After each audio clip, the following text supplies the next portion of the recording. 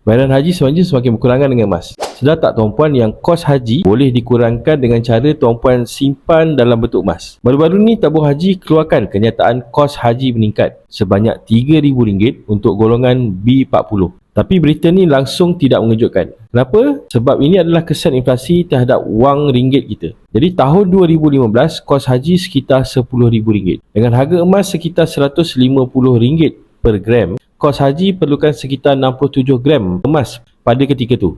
Tahun 2025, kos haji untuk golongan B40 adalah RM15,000. Dengan harga emas sekitar RM500 per gram, kos haji hanya perlukan sekitar 30 gram emas sahaja. Walaupun kos haji meningkat sebanyak RM5,000, gram emas yang diperlukan berkurangan daripada 60 gram kepada 30 gram emas. Jadi bagaimana tuan-puan nak bermula? Letakkan matlamat simpanan seperti di bawah ni. Untuk golongan B40, kumpul gram emas sekitar 30 gram. Bagi golongan M40, boleh kumpul gram emas sekitar 47 gram. Dan bagi golongan T20, kumpullah gram emas sekitar 66 gram ke 70 gram. Bila dah capai matlamat, boleh jual untuk dapatkan tunai dan mungkin akan dapat lebihan tunai juga untuk kegunaan lain di tanah haram nanti. Nak mulakan tabungan emas, jom saya bimbing tuan-puan. Boleh tinggalkan nama dan nombor telefon dalam beg biru di bawah untuk saya hubungi tuan-puan selepas ni dan guide tuan-puan step by step.